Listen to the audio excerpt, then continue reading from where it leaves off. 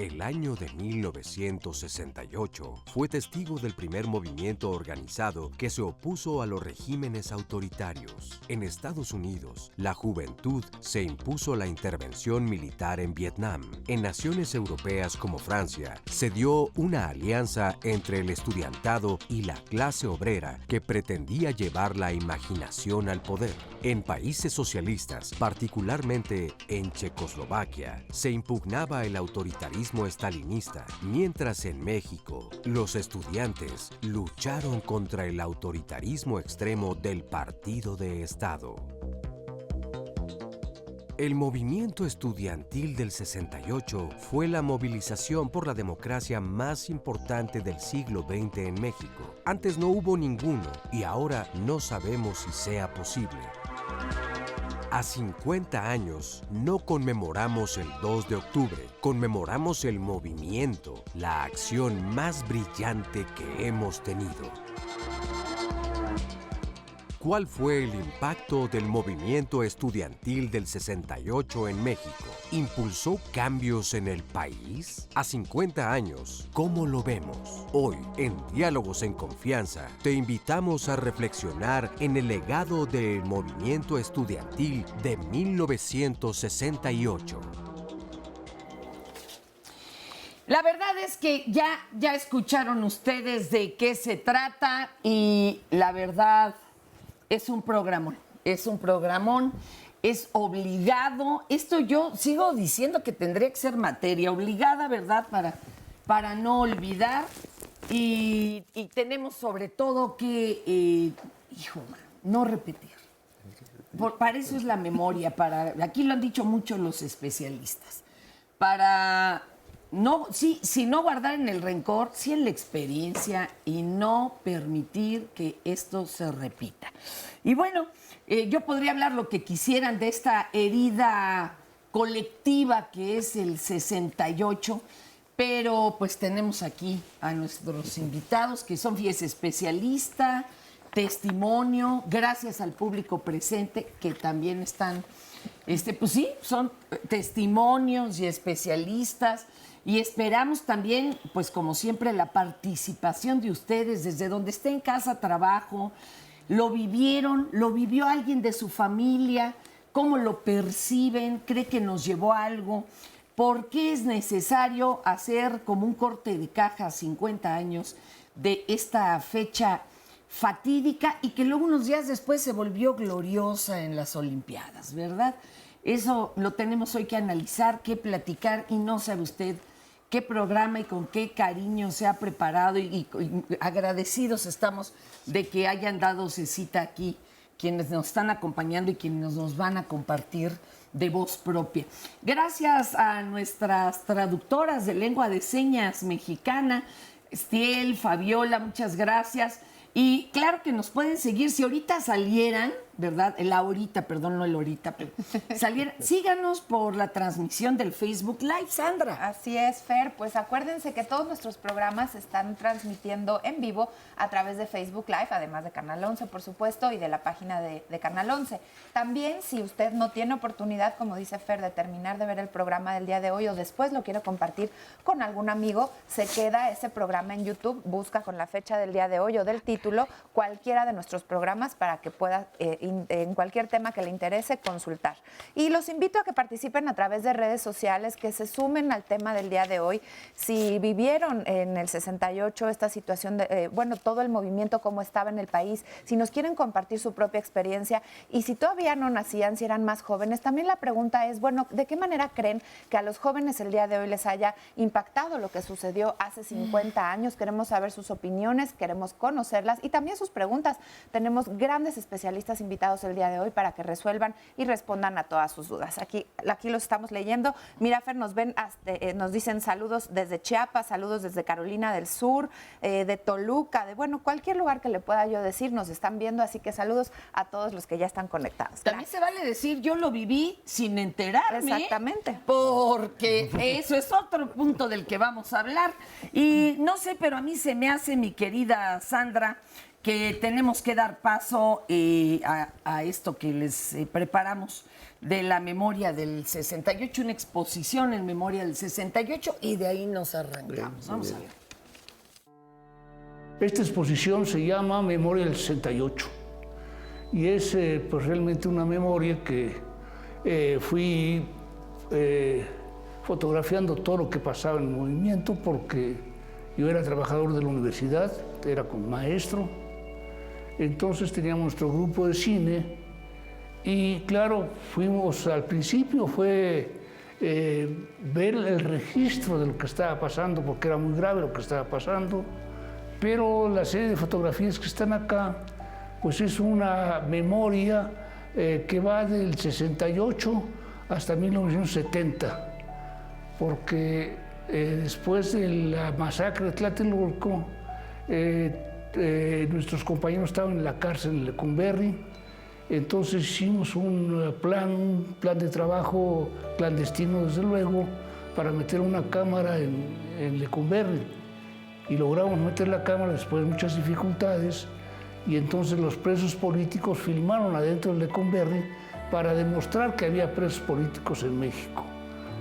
Y finalmente, pues, está esta historia gráfica que es muy diferente.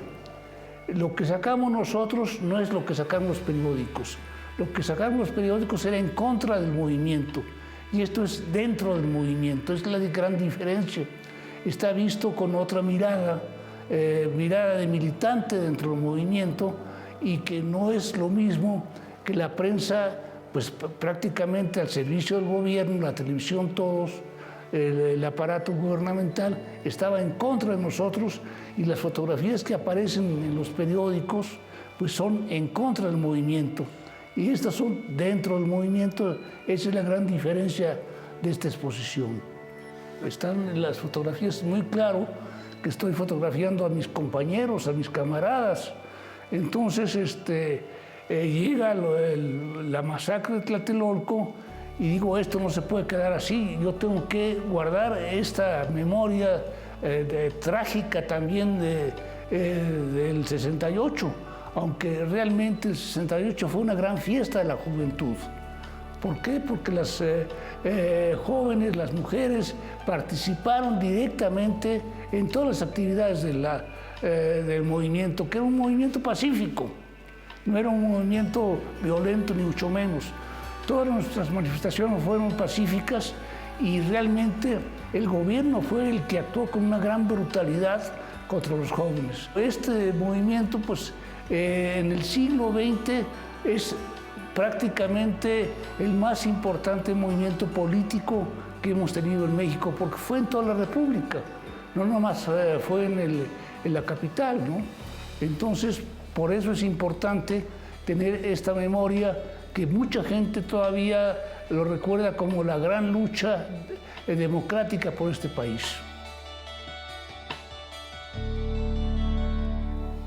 Qué impresionante que el maestro diga fue una fiesta de la juventud, porque, perdón, uno habla del 68 y de inmediato piensa marchas, revueltas, tortura, desaparición, prisión para los jóvenes que tenían ideales, matanza. A ver, explíquenos, por favor, compañeros, desde dónde fue una fiesta, y se los voy presentando a nuestros especialistas. El doctor Sergio Cermeño, titular del Instituto de Investigaciones Sociales de la UNAM, doctor en Sociología por la Escuela de Altos Estudios en Ciencias Sociales de la Sorbona en Francia, investigador emérito del Sistema Nacional de Investigadores. Tiene muchos libros, pero miren, este es el más reciente. Bueno, la portada... De una foto reciente. Lo dice todo, maestro. Y es el título, Ensayos amargos sobre mi país, del 68 al nuevo régimen, 50 años de ilusiones, de Editorial Siglo XXI. Impactante hasta el título. Pero era una fiesta. Era una fiesta. Porque nos ponen en contexto internacional, sí, y nacional. Sí. Era una fiesta porque los primeros días eran la copia, si se puede decir, de la noche de las barricadas de París. ¿no? La noche de las barricadas son estudiantes. También platíquenos eso, por favor, porque hay estudiantes- unos que solo hemos visto Los Miserables, oiga. No, estudiantes, Sí. estudiantes franceses agarrando los pavés, que son esos piedras cuadradas con que París... El adoquín, El haga de adoquín. cuenta. Exactamente, aventándoselos a los granaderos de allá.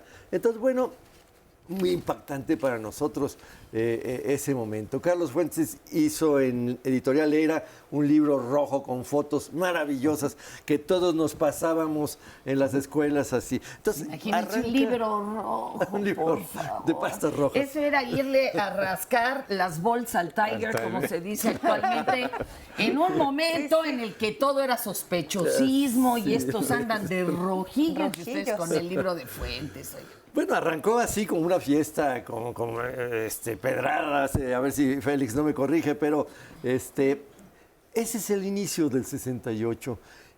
Una alegría increíble, hubo heridos, hubo quizás... Había una real, firme creencia de que se podían cambiar las cosas de un régimen totalitario. En unos lados estalinista, aquí pues ya sabemos de un partido que se perpetuó en el poder. ¿Sí había una creencia de eso? Pues yo creo que a lo largo del movimiento, un poco hacia el final, el Consejo Nacional de Huelga comenzó a producir algunos documentos diciendo este movimiento y la dificultad para sacar nuestras demandas nos muestra que este régimen debe cambiar.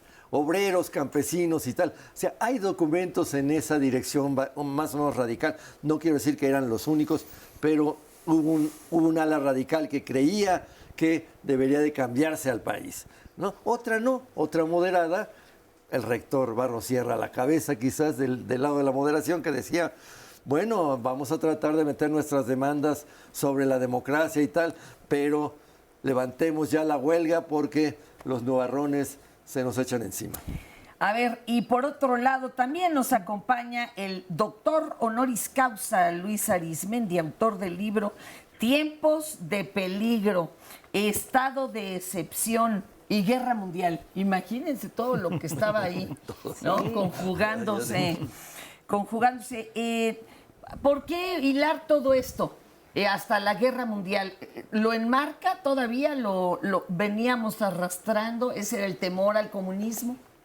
En el 68 explota el primer movimiento propiamente mundial en la historia de la modernidad. Lo que lo hace un movimiento excepcional, el movimiento más importante en la historia de la modernidad es que es el primer movimiento de alcance planetario. Es espontáneo. ¿Qué es planetario?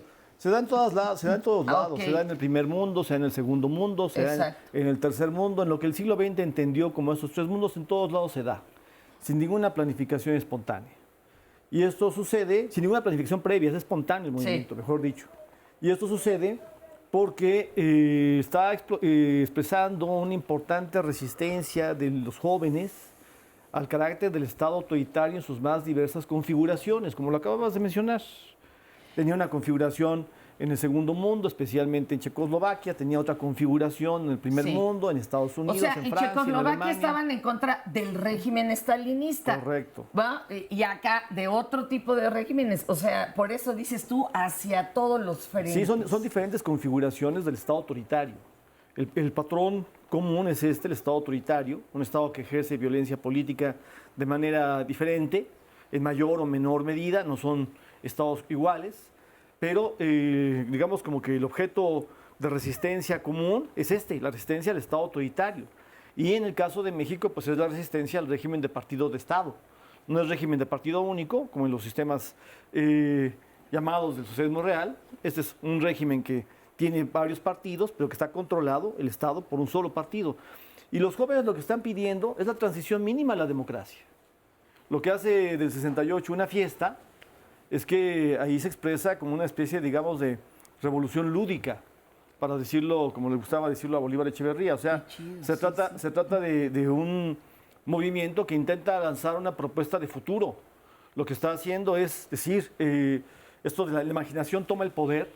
Creo que debe ser leído como la propuesta de iniciar una transición a la democracia, un Estado que daba la imagen de democrático, pero que no lo era. Pues el movimiento empieza con el bazucazo a la preparatoria, y entonces hay como un forzamiento de que el Estado tiene que asumir, en verdad, la transición a la democracia. Ese término de lúdico, creo que es un término que se asocia a lo que estás diciendo, porque aquí es el juego como una metáfora que refiere pues, la invitación a que la libertad no tenga restricciones en la invención de un futuro alternativo, de un futuro mejor.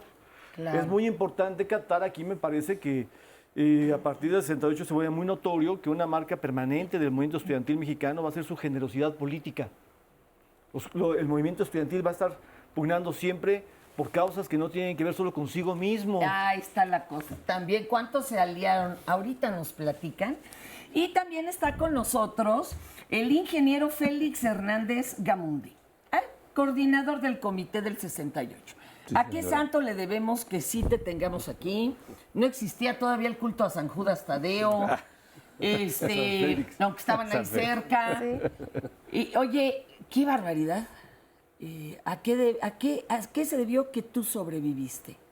¿Crees que Bueno, tengas que ser sobrevivimos este muchos. testimonio? Sobrevivimos muchos, obviamente. Yo estuve en Tlatelolco el 2 de octubre. Ahí fuimos detenidos del orden de 4.500 compañeros. Detenidos. Detenidos. Terminaron en cárceles, separos. Un grupo, el que más identificado como el Consejo o activistas cercanos al movimiento, fuimos a dar al campo militar, a la prisión militar. Y el resto a distintas prisiones. O sea, el gobierno había cometido una atrocidad. Nosotros veníamos de un movimiento, lo han dicho Luis y Sergio. Ahorita nos lo cuentas. ¿Cómo no? Porque hay que entender cuál fue el chispazo, ¿vale? Sí. Y ahorita regresamos. Ándale.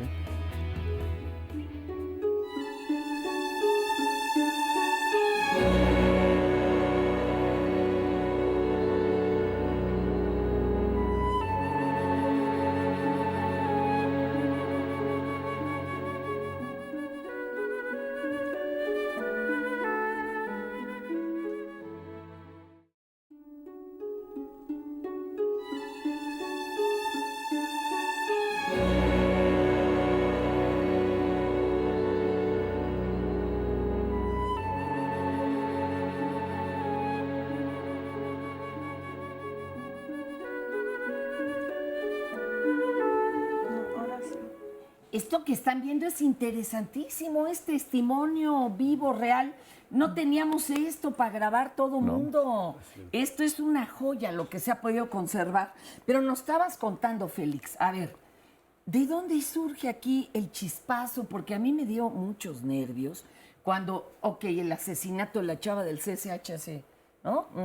Unas semanas, y que luego llegan los porros a la UNAM. Y bueno, me entró así como un flashback bastante extraño. Exactamente, ¿qué pasó en esa época y por qué de repente aglutinó tantos pensamientos que pues venían de diferentes, pues ahí sí vale decir trincheras, ¿no? Mira, Adelante, la gran discusión sobre el movimiento de 68 es una de los temas importantes, es el origen. Exacto. Es decir, por qué, cómo inicia el movimiento. Y ahí hay muchas hipótesis. Yo me alineo con una hipótesis que es la idea de que el gobierno provocó. Claramente el gobierno provoca. Hubo una golpiza de un estudiante adentro, ¿no? De una No, prepa. mira, ¿Esto no fue? hay una cosa que parece hasta trivial. La idea de que el origen del movimiento está en un encuentro de estudiantes del Politécnico, las vocacionales 2 y 5, contra estudiantes de una preparatoria privada incorporada a la UNAM, la Isaac Ochoterena, ahí en la Ciudadela, porque confluyen todos alrededor de ese sitio.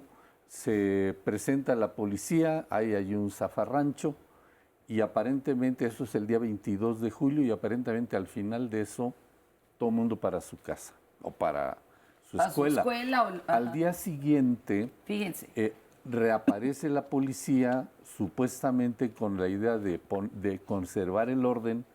Ya no hay el encuentro entre los estudiantes y entonces se mete a los recintos escolares, principalmente a la vocacional 5, luego a la 8 Terena, que está detrás de Gobernación, cruzando Bucareli, a unas cuadras de las primeras dos, las escuelas del Politécnico, y ahí es donde hay claramente un hecho de provocación. Es decir, Al entrar a al la escuela. entrar, y entonces agrede adentro, sobre todo de la vocacional 5, a todo mundo, y quiero decir, a todo mundo son estudiantes, trabajadores, maestros y autoridades. Pero y hay ¿qué pasó? detenidos ¿Repartieron macanazos? repartiendo toletazos. Entonces, bueno, ese es un acto de provocación. Pero hubo un Dentro muerto. de una... Mira, ahí hay cosas que hay heridos, evidentemente, varios heridos, y hay nombres en un registro que tenemos en el Comité 68 ahora.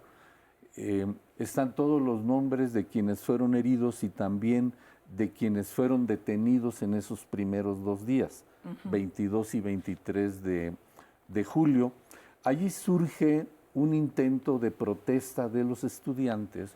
Nosotros vivíamos una época de charrismo sindical por todo el país y el movimiento estudiantil no estaba exento del charrismo, que estaba representado por, en el Politécnico, la Federación Nacional de Estudiantes Técnicos, que eran quienes administraban y financiaban el porrismo, y en la UNAM era la Federación Universitaria de Sociedades de Alumnos, que había más de una, decíamos nosotros, las FUSAs, que era el mismo papel y alineadas con el gobierno, controladas por el PRI a través de una organización juvenil del PRI que se llamaba, ya desapareció, no existe, la Confederación de Jóvenes Mexicanos. Los ¿Y les pasaban dinero? Sí, eran instrumentos de control político en los centros de educación media y superior, actuaban como hoy los porros actúan principalmente en el nivel de bachillerato. En la época también, en el Politécnico, era principalmente las vocacionales y algo las prevos, que era a nivel de secundaria, ya fueron desaparecidas. Después de 68, las prevos se las quitaron al Politécnico, pasaron a la CEP. El caso es que se comienza a organizar la protesta, la reacción de los estudiantes.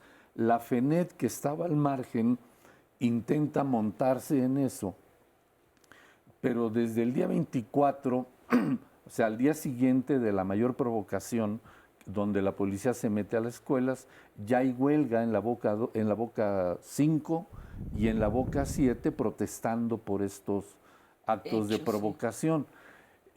Se junta ahí el 26 de julio, que es la conmemoración del inicio de la Revolución Cubana, se conmemora el asalto al cuartel Moncada en Cuba, y hay otro acto de solidaridad, encabezado por la Central Nacional de Estudiantes Democráticos, organizado por el Comité Mexicano de Solidaridad con la Revolución Cubana, y una marcha convocada por los estudiantes del Politécnico vocacionales y la FENET.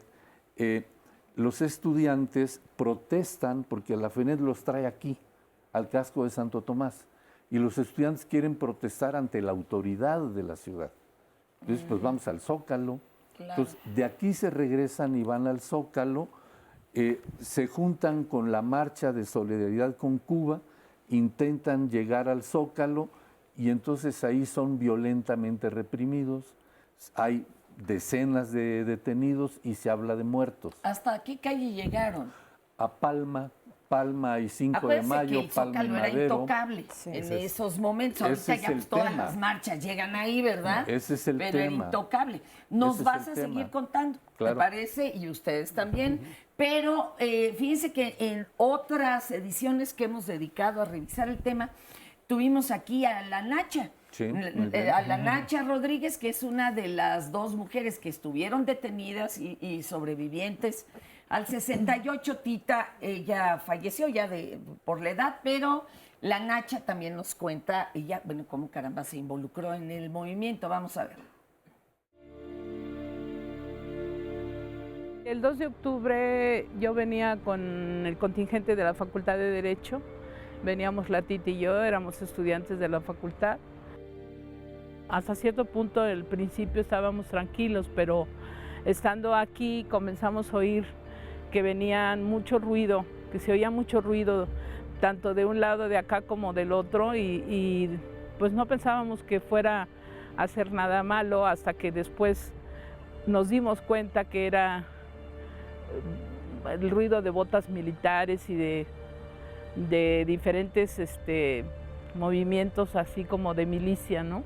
Estando así bien viendo hacia el edificio y hacia la gente que estaba hablando, de repente oí el sobrevolar de un helicóptero y sí me di cuenta que salían del helicóptero, porque volteé a verlo, salían unas luces, y después de esas luces yo vi cómo salió de allá una ráfaga hacia abajo. Comenzamos a ver que caían algunos compañeros, y entonces me dice Tita, córrele, están matando. Le digo, no puede ser, yo creo que son balas de salva, no puede ser cierto. Córrele, ¿qué no estás viendo que se están cayendo los compañeros? El ejército hace como un cierre, y por uno de los huecos que hubo, logramos salir por ese mismo espacio y corrimos.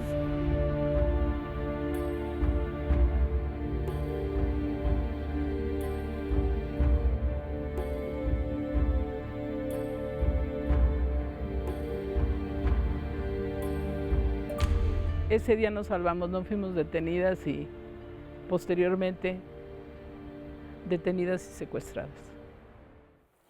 Se escuchó como que eran de las dos únicas detenidas, no, pero hubo mujeres detenidas, incluso desde cuando entró el ejército a la UNAM. Y de ellas habla Elena Poniatowska, por ejemplo, en La Noche de Tlatelolco. Ella, a la que escucharon ahorita, fue la Nacha. Y se une al panel la maestra Magdalena Galindo, economista y periodista, Premio Nacional de Periodismo 1990. Magdalena, bienvenida, ¿eh? Gracias. Gracias, Magdalena. Oigan, y hay cerro de llamadas y opiniones. Arráncate tú primero, A ver, Sandra, les digo y luego algunos nos de los pasamos comentarios. para acá. Muchísimos saludos y muchísimas felicitaciones por el tema. Nos dicen, Fanny, hace aproximadamente 10 años, en el aniversario del movimiento, alumnos del profesor de Derecho de la FES Zacatlán, le preguntamos sobre su vivencia, y con lágrimas en los ojos y la voz cortada nos expresó su coraje e impotencia por no haber podido estar con sus compañeros en ese momento. Cuando tratado de alcanzar al contingente, el ejército ya había tomado las calles y no le permitieron llegar a ellos. La verdad es lamentable no haber estado ahí, lo decía con cierta culpa y sufrimiento, y nos hizo llorar. Esto un poco para poner en contexto a los jóvenes que hoy reciben clases de los que estuvieron en ese momento, los que no habíamos nacido, tal vez muchos de los que nos ven no habían nacido en ese 68, pero también hay muchísimas opiniones de lo que conocemos, de lo que se vivió a través de nuestros padres, de nuestros maestros. Itzel Guerrero dice, hoy no han cambiado mucho las cosas, a través de la violencia del gobierno continúa ejerciendo el poder con autoritarismo, ni las organizaciones internacionales, ni 1000 marchas con miles de personas exigiendo justicia han sido suficientes. Seguirá siendo un sueño de juventud pensar que las cosas pueden cambiar con la lucha social, se pregunta. También Juan Mario González, todos estos son en Facebook Live. El 68 fue un parteaguas en la vida nacional, un referente que cambió para siempre nuestra forma de pensar. Nos dice Oscar Cruz, saludos a Félix, representa dignamente a los 68 añeros que nunca se rindieron. Lo conocí militando junto a Raúl Álvarez cuando editaban la revista Punto Crítico, y manda saludos. Saludos a nuestros invitados especialistas. Silvia Gutiérrez, qué tristeza y qué rabia para el gobierno. Y nos preguntan si el programa es grabado. No, estamos completamente en vivo. Después usted lo puede consultar en YouTube, pero hoy, en este momento, estamos en vivo. Oye, preguntémosle a la maestra Magdalena cuál fue el papel de las mujeres en el 68, porque a mí Nacha me contaba, pues con una risa como de diciendo, mira cómo ha pasado el tiempo, que aunque ellas también tenían ideas y propuestas, se daba por hecho que les tenían que servir el café a los caballeros, ¿no? En esas reuniones. Magdalena, ¿cuál era el papel de la mujer en ese momento? A mí realmente no me tocó el servir el café. Sí, no.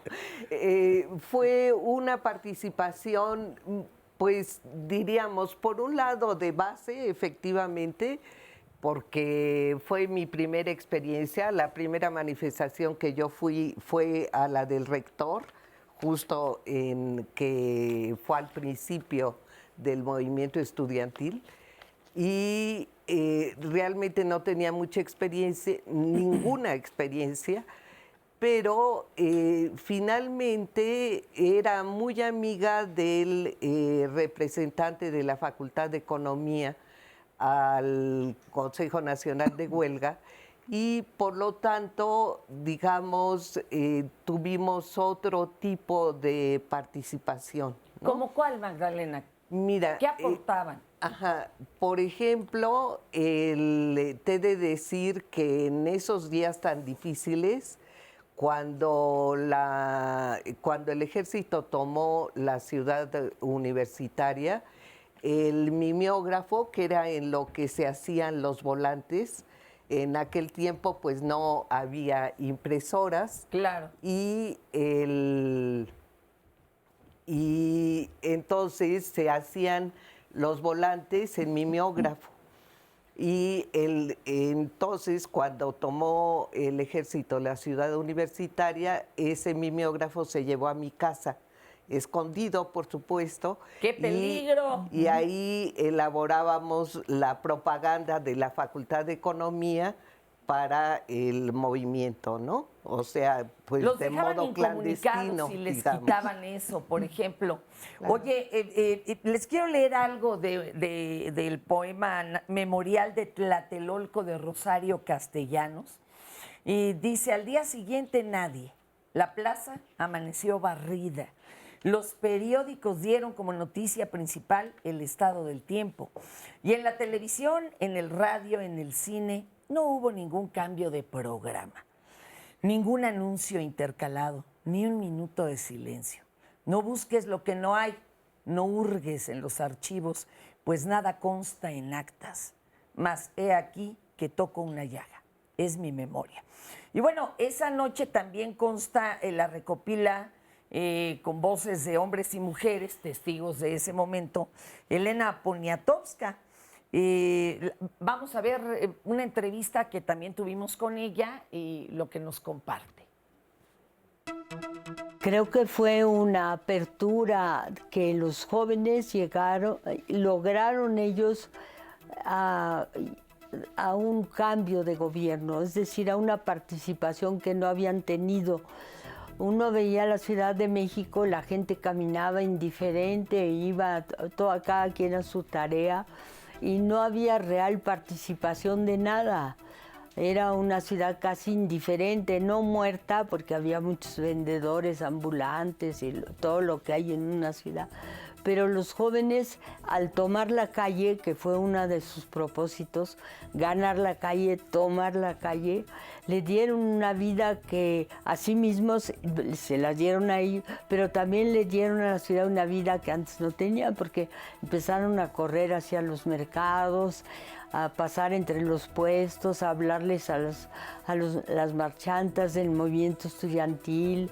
También los camiones subían con sus sus hojitas que repartían, y a botear también, que eran unos botes, creo, de esos, de que les hacían una ranura y echaba a la gente dinero. Y había mucha gente que estaba enojada con ellos, que decían, no, váyanse a la escuela, ¿qué están haciendo? Tienen que estar frente a sus pupitres, sus escritorios, bola de vagos, ¿no? Entonces se hizo una amistad que antes yo no la sentía como en esa forma. Y también en las manifestaciones. En las manifestaciones la gente que veía, los mirones, empezaron a entrar. No solo los papás, que desde luego se solidarizaron, sino pues los mirones, toda la gente que incluso no tenía nada que ver.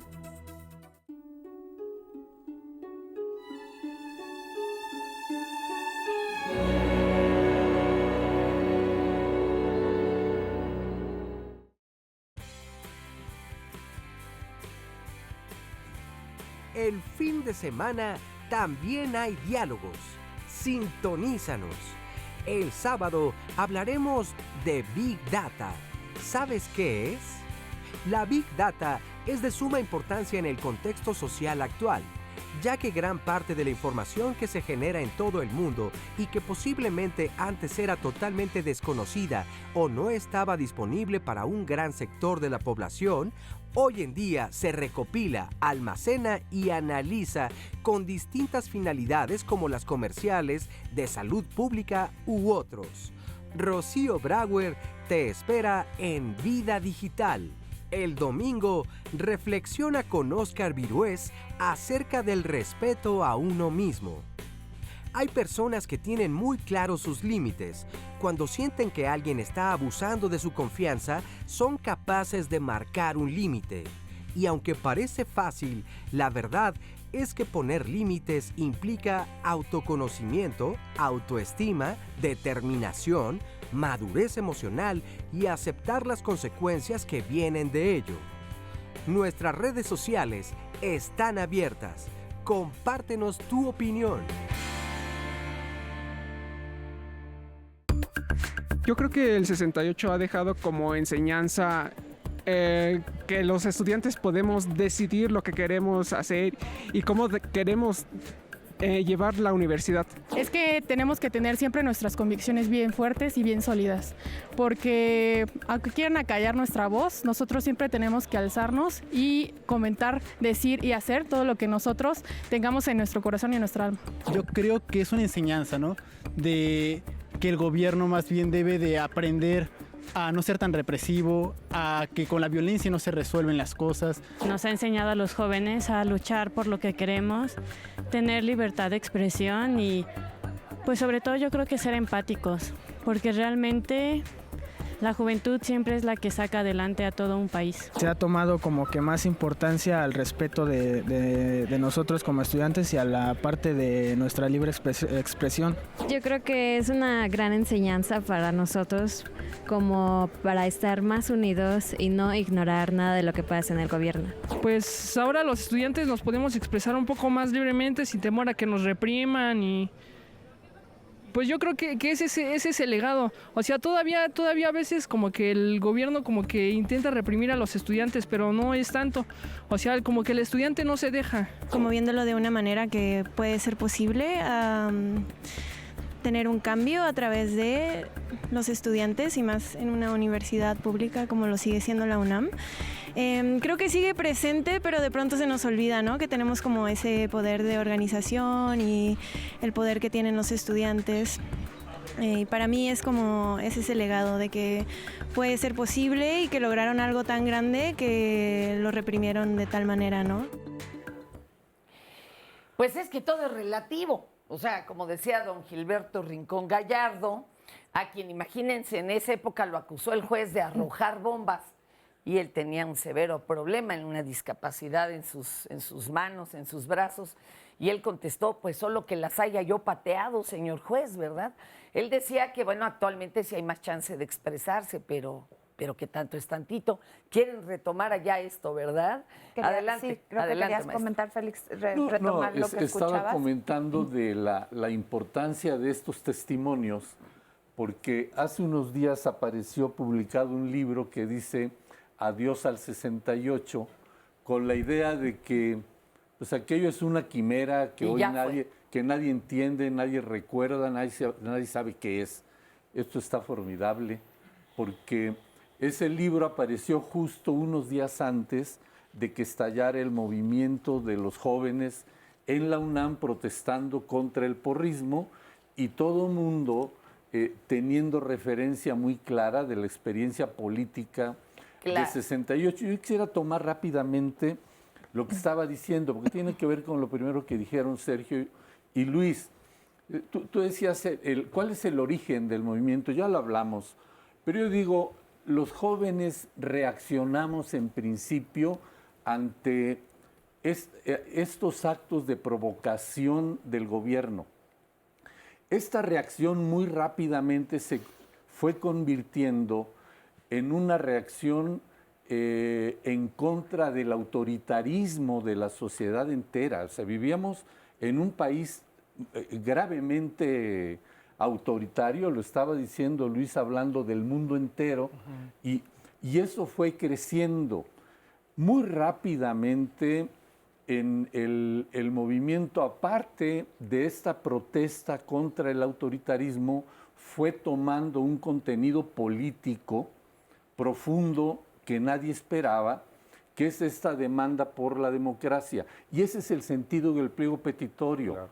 El pliego petitorio son 6 puntos que se resumen en una cosa: democracia, libertad, justicia, que al final de cuentas son las 3 cosas. ¿Qué pedía el pliego petitorio? Están muy vigentes, ¿no? Están totalmente vigentes. Pero, pues... Por eso es este asunto de los jóvenes, claro, ahora en la lucha contra el porrismo, que no es en la UNAM solamente, no, bueno, es en todo el país, en los centros de educación superior. Y eso es lo importante, ese es el legado. Hablaba alguien, Luis Queró mencionó, el movimiento fue creciendo en medio de una contradicción muy grande.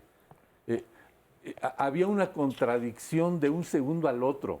O sea, era entre la alegría, el susto, el enojo, pero todo el tiempo el coraje de seguir. Y era una cosa muy contradictoria por esa razón. Y lo que estaba diciendo Malena, y cierro esta parte, en el Politécnico éramos 76,000 estudiantes y había muy poquitas mujeres. Yo era representante del ESIME, y en el ESIME, una escuela de casi 10,000 alumnos en aquel momento, había 4 mujeres, entre 10,000 estudiantes.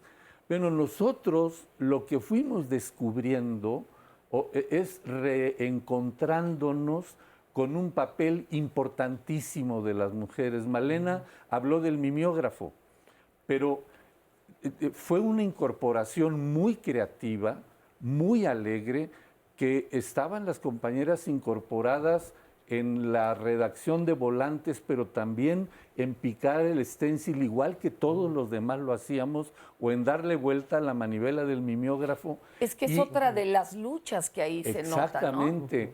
Y se fue incorporando una creatividad enorme en el movimiento. Muchos aprendimos a producir volantes en esténciles, pero también a producir obras de arte, y lo pongo entre comillas, en la serigrafía. Y ahí las compañeras tuvieron un papel importantísimo. A mí no me gustaba el café entonces, así que era mucho más allá del café. Qué bonito. Oye, es que se juntaron muchas luchas, y como lo decía el compañero Luis, yo creo que es algo que luego nos heredaron, porque puede salir una marcha, ¿no?, en apoyo de los 43, y luego se pegan otras, se pega Mexicana de Aviación, los maestros, todos los pendientes. No sé si me explico. Parece que esto es heredado en la solidaridad que se va creando, como diciendo, también estamos presentes y no somos escuchados. Rubén, cuéntanos de tu experiencia en este 68. ¿Qué aprendiste tú y cuál crees que es el legado más importante ahorita? Pues mira, yo creo que los niños y jóvenes que estuvimos en el movimiento, sacrificamos toda nuestra infancia para convertirnos en hombres de lucha. ¿No estaban conscientes de ello en ese momento? En ese momento, bueno, depende de la educación, ¿no? Pero por lo regular no. Nosotros nada más íbamos a, como decían los compañeros, a jugar, ¿no? A la fiesta. A torear, a hacer eso, ¿no? Porque pues yo era un niño, pero pues el movimiento se fincó con niños desde los 13 hasta jóvenes de 26 años, que era el promedio que había en las escuelas prevocacionales, vocacionales y superiores. Ya después se fueron juntando los maestros y eso, pero realmente, por decir, el plato lo pusimos nosotros, ¿no? ¿En qué momento te diste cuenta que estabas participando en algo más que la fiesta de los jóvenes? Así que hayas dicho, claro, cuando esto es diferente. Realmente cuando salí del Zócalo, cuando nosotros fuimos y llevamos café, nosotros sí llevamos café y frazadas a la gente que se iba a quedar pernoctando ¿Qué en momento el Zócalo. del Zócalo? ¿Cuando tocaron las campanas de catedral? Cuando tocaron e izaron la bandera de huelga. Esa noche mi papá, mi hermano, mis 2 hermanos y yo fuimos a dejar eso. Y fue algo impresionante para mí porque todo estaba rodeado de ambulancias, de patrullas y las sirenas fueron algo impactante, ¿no? Fue algo que hizo que me diera un terror tremendo, ¿no? Tuvimos que salir huyendo de ahí. Mi papá llevaba un Volkswagen y trataba de ir de una cuadra a otra cuadra y cerraban la línea los soldados y ahí fue donde me di cuenta yo, porque yo iba en la parte de atrás y iba hincado y mi papá frenaba a 2 milímetros de los soldados, ¿no? Mi papá tenía ganas de llevárselos realmente, ¿no? Y yo vi la cara de un soldado joven y desde ahí me empecé a hacer muchas preguntas que desde niño, pues realmente por la educación nos hacíamos, ¿no? Porque había tantas ciudades perdidas, desde La Raza hasta la central camionera, ¿no? Todo estaba lleno de pobreza. La niña de enfrente de los concheros no podía estudiar, pues el apartheid, ¿no? Todo eso, pues yo sí me lo preguntaba. Entonces yo pienso que desde ahí yo sí me di cuenta que mi papá nos llevaba todo eso porque quería un México mejor. Yo sí creo que nosotros luchamos para hacer eso. Nosotros sí creímos en cambiar las cosas porque nosotros las vivíamos desde en toda nuestra infancia, ¿no? Y yo creo que nosotros cambiamos y desde ese hicimos una llama de esperanza para la libertad. Nosotros tuvimos a fin de llevar el movimiento, pues la resistencia, la resiliencia y lucha para tratar de encontrar la libertad y la justicia para nosotros. Es impactante ver cómo los jóvenes de esta fiesta pasaron al entendimiento real de su importancia histórica, del papel que estaban jugando. Por ejemplo, con el movimiento musical en el Gusto, la verdad es que no se organizó un concierto. Era una manifestación para pedir que liberaran, entre otros, al esposo de Joan Baez, que había sido detenido por estar fumando un churro en la calle y haberle convidado a un policía. Y ella, embarazada, incluso en el lugar leyó una carta del marido. Pero cuando se iba a hacer un pronunciamiento, hay un pleito, cuentan, detrás de bambalinas o detrás del escenario, en donde uno de ellos insistía en salir a hacer un pronunciamiento político. Imagínense qué locura, con 500,000 de personas ahí. Y dicen que uno de los integrantes de The Who le dio un guitarrazo y no lo dejó subir porque le dijo, ¿estás loco? Si pasa algo aquí, si se enciende una chispa aquí, esto no lo va a contener nadie. Es decir, de esa fiesta que nos hablan, de esas múltiples luchas que estaban saliendo, el feminismo, que bueno, llevaba muchos años, pero que ahí también tuvo gran fuerza, es muy importante el momento en que cambia. Sandra, tenemos ahí una llamada, ¿no? Sí, consecuencia con esto. A ver. Aprovecho para leer 3. La primera dice que Margarita, que tenía 6 años cuando fue el movimiento, bueno, cuando fue específicamente el 68, y dice, sé que fue trágico, puedo entender que antes y hoy en día los movimientos estudiantiles no han dejado nada bueno y que lo lamenta mucha gente. Es muy larga su llamada, la resumo en que ella pues no está de acuerdo en que siga habiendo manifestaciones y que dice que es mejor salir, o sea, demostrar la inconformidad siendo mejores seres humanos, trabajando puntuales, ser buenos padres, hijos, hermanos. Esto es en una opinión, en un extremo, contrastante con el de Sanité, que nos dice: yo soy de San Miguel Topilejo y me llena de orgullo compartirles que el pueblo participó en el movimiento estudiantil y gracias al apoyo de los estudiantes nuestro pueblo cuenta con hospital materno, un rastro, y dice que ojalá los especialistas hablen también de la participación de los pueblos, es decir, una que no está de acuerdo, otra que está en contra. Y Arturo Alvarado, que nos llama por teléfono y dice: yo viví el movimiento, se me hace ridículo que sigan hablando del tema. Creo que deberían hablar de los 43 estudiantes de Ayotzinapa. A ver, Sergio, adelante. ¿Qué pasa? Sí, yo con este último comentario diría fiesta alegre, estos jóvenes que dicen: veo a aquellos estudiantes y veo que tengo libertad, muy bien. También tenemos un sistema político más abierto y más partidos, pero es cierto que en una sana esquizofrenia tenemos también un país que no es el que queríamos en el 68. En el 68 queríamos un país en donde no hubiera tales diferencias sociales. Hoy son más marcadas las diferencias sociales.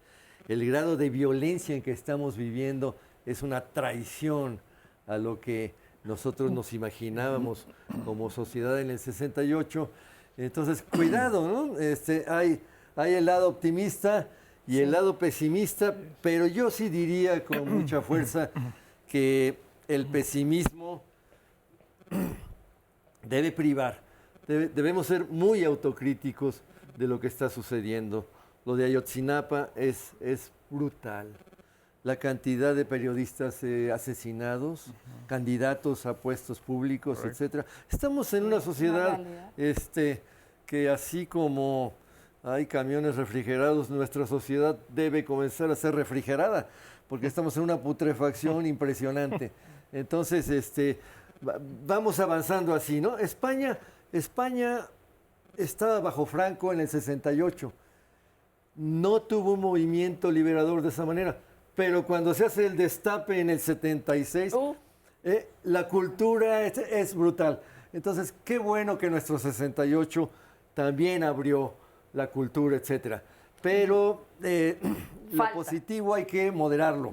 Ahorita regresamos. ¿Y usted qué opina de esto? Sí.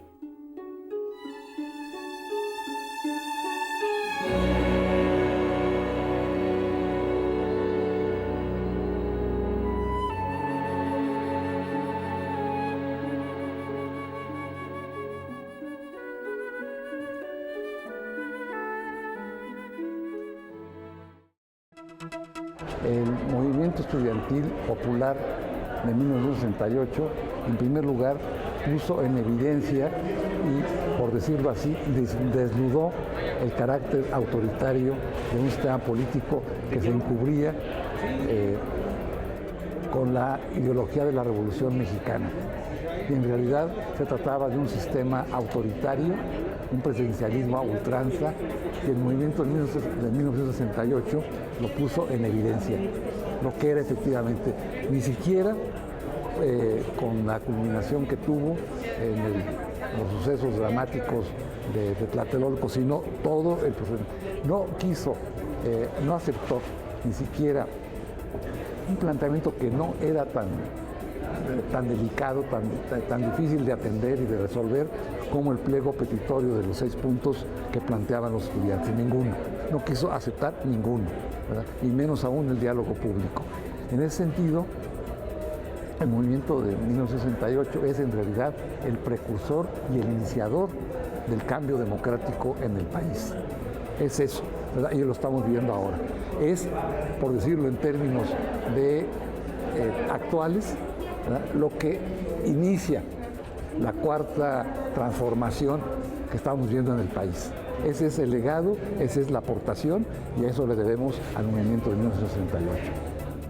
¿Qué tal el legado democrático? Nos dice Ricardo Valero. Y hablando de la trascendencia y de por qué seguimos hablando de ello. Porque, bueno, a ver, compañeros allá en el panel que querían retomar la llamada, de que decían, ya dejen de hablar del 68. A ver, Adelante, por favor. Luis, Magda. Querían opinar. Adelante. ¿Yo? Sí, Bien, adelante. me parece que esta es una pregunta de primer orden. No se puede hablar del 68 nada más como en términos de tiempo en abstracto, medio siglo. El vínculo esencial histórico entre el 68 y nuestro tiempo es Ayotzinapa, sin la menor duda. El 68 tiene un oleaje dual para la historia de México. En primer lugar, genera una clara marca en el movimiento estudiantil como un movimiento regido por la generosidad política.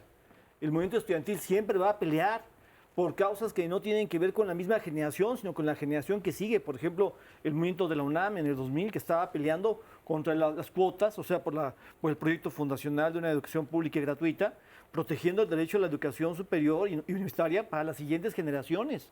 Esa es una generosidad inocultable. El movimiento estudiantil siempre va a tener esta marca. Abajo hubo esto, el 68 dejó esta herencia. Pero creo que si se leyera el 68 como sinónimo de que entonces se generó en México una transición a la democracia en el Estado, sería completamente desvirtuado el significado del 68. Porque lo que tuvimos fue una configuración oscilante, sube, baja, pero la persistencia del Estado autoritario que ejerce violencia política jamás desapareció. Vino el 71, la Guerra Sucia, Acteal, Aguas Blancas y finalmente Ayotzinapa, que muestra una situación extremadamente trágica que integra lo que yo llamo una modernidad necropolítica. Esto es una modernidad en la que la política de muerte como fundamento de la economía criminal, de una renta criminal que tiene muy diferentes fuentes, tributo por circulación de personas, tributo por mercado negro de drogas, tributo por negocio instalado, es impresionante. Y entonces eso nos tiene al país convertido en una multiplicidad de fosas clandestinas. La violencia política no se ha detenido. La violación de las garantías constitucionales es algo que en México existe a granel y es fundamental que la herencia del 68 asuma la enorme relevancia de que para transitar hacia una democracia real, las garantías constitucionales de todos tienen que ser respetadas. Más en un país como este, en el que sin duda alguna tenemos una de las situaciones más violentas del mundo, sin tener una guerra civil formalmente declarada. El 68, por eso decía, es como una especie de revolución lúdica, es como una convocatoria al porvenir, más que ser un giro inmediato, y ya aquí y ahora México inició la transición a la democracia, es una convocatoria que el futuro tiene que asumir el compromiso de que México tiene derecho a ser un México basado en la democracia real. Sí, y hablabas de justicia, Más de opinión de acá. dignidad. Adelante, Magdalena. Bueno, yo quería decir, en primer lugar, que el movimiento estudiantil, nosotros reivindicábamos en la revista Punto Crítico, justamente, que dirigía, que dirigía Raúl Álvarez Garín, que hay que mencionarlo porque fue uno de los dirigentes más importantes del 68, ¿no?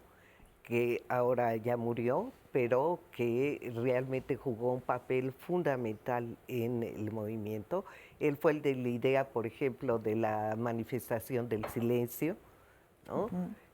Pero en general, tanto en la elaboración del pliego petitorio, etcétera.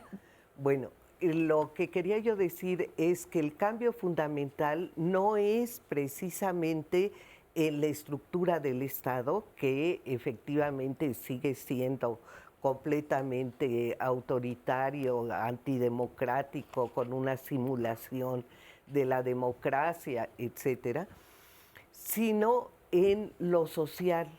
Ahí del movimiento surgieron militantes para todos los movimientos populares. En primer lugar, para el movimiento sindical se va a dar lo que se llamó la insurgencia sindical, justamente después del 68, pero también al movimiento campesino, al movimiento popular, o sea, de colonos, de habitantes en las ciudades, ¿no? Y incluso, hay que mencionarlo, a la guerrilla urbana y rural, ¿no? O sea, realmente fue un... Y semillero. sobre todo significó una politización masiva que eso es lo que hacen los movimientos sociales. O sea, una politización que no se va a dar en la discusión de café o de grupo de estudio, sino que es la movilización lo que realmente politiza, educa a la población en general, ¿no? Qué interesante, Magdalena, la verdad, qué interesante. ¿Quiere agregar algo? Todos terminaron de diputados.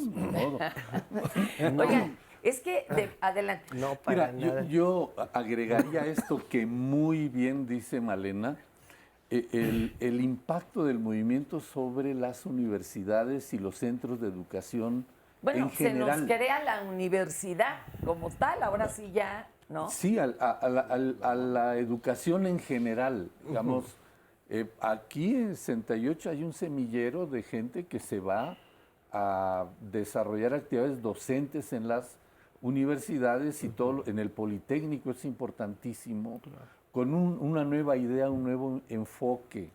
Y surgen modelos de universidades que pretenden pasmar esta cosa. Ahí está Guerrero, la Universidad de Guerrero, que se levanta con un proyecto en un modelo de universidad democrática. Está Sinaloa en un momento dado, Puebla, Michoacán y otros muchos. Yo creo que ahí hay un impacto importante. Yo quiero referirme al comentario este de la ridiculez de seguir hablando de 68. Con todo cuidado lo quiero retomar en buen sentido. Yo creo que los testimonios que hemos visto de los jóvenes tienen la interpretación correcta. Esa es la línea correcta, pero desde el punto de vista nuestro, en el Comité 68, insistimos tanto en 68 porque, lo dijiste, Fernanda, al inicio del programa, es una herida que no se ha podido cerrar en el corazón y en el alma de los mexicanos. Y es así porque es un crimen de Estado brutal que permanece impune.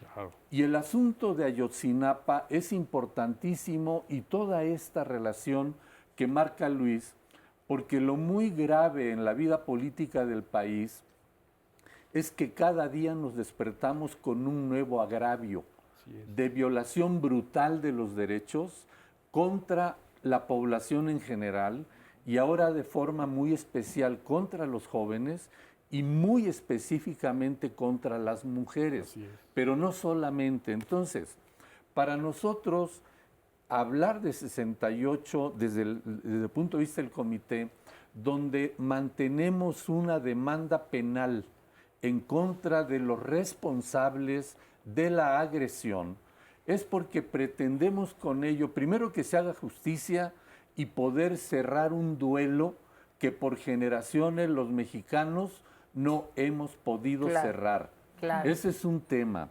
El otro es que siendo un crimen tan a la luz del mundo, ante los ojos del mundo, si nosotros logramos romper la impunidad en ese caso, estaremos abriendo el camino para asegurarnos que lo que también muy bien tú dijiste, Fernanda, el tema es cómo garantizamos la no repetición de estos agravios y de estos hechos represivos.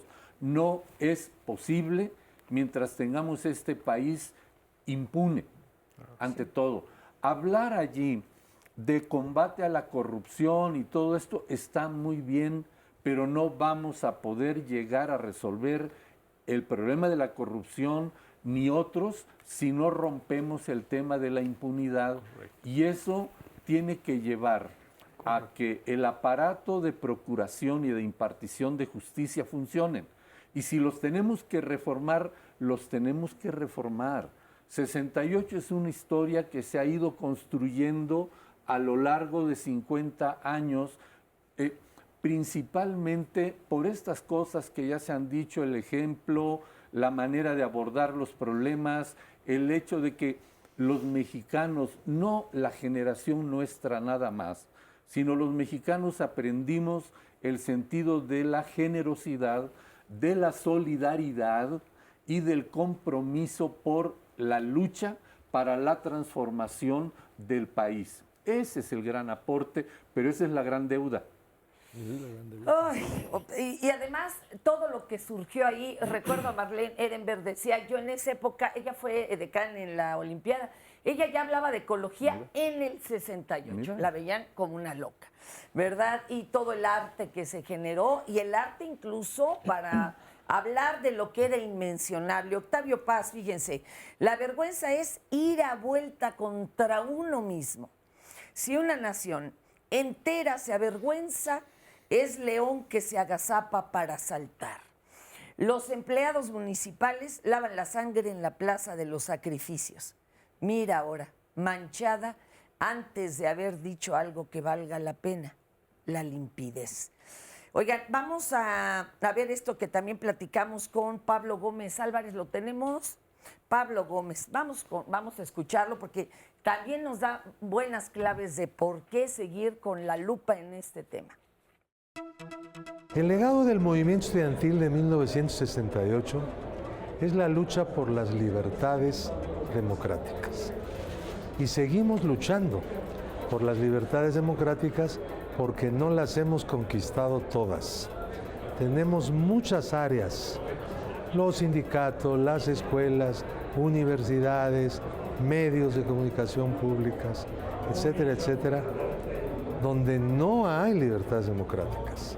Entonces hay que seguir luchando y hay que pensar también en formas nuevas de democracia, como son las formas de la democracia participativa. Este legado que viene del 68 es nuestro tesoro más grande.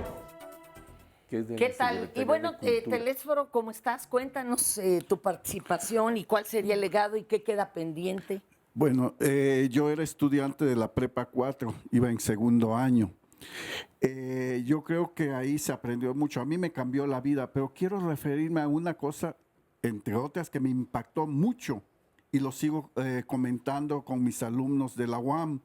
Y trato de entender todo ese significado, el papel del rector Barros Sierra. No fue cualquier cosa. El rector era como un secretario de Estado. Era accionista de ICA.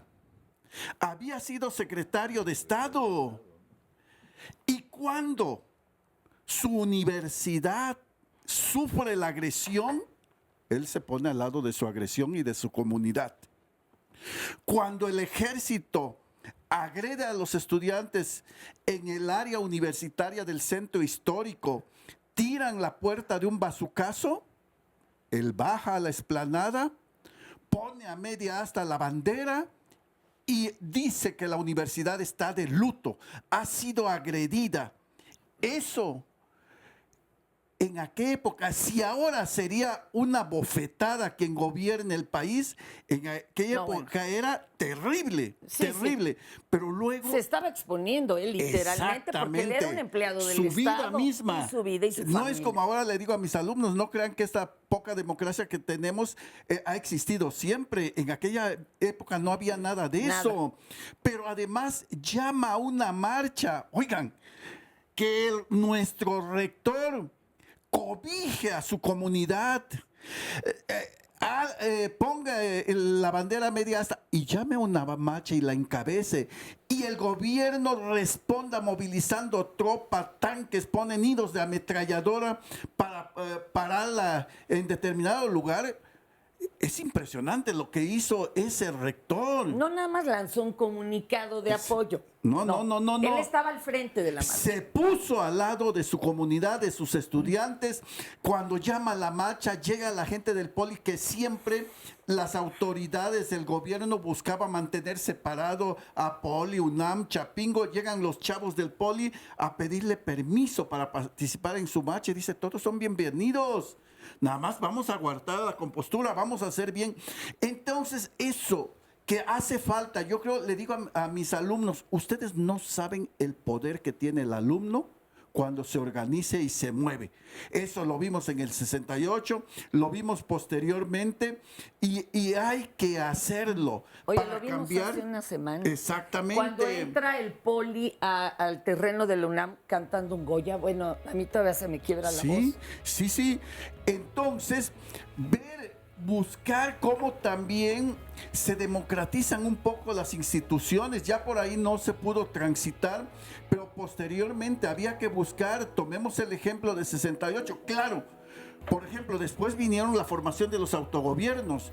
Yo para entonces estudiaba en economía, vi cómo se hizo igualmente en arquitectura, cómo... Tenemos que ir a una pausa. Perfecto. Pero nos dices que evolucionó. Ahorita regresamos.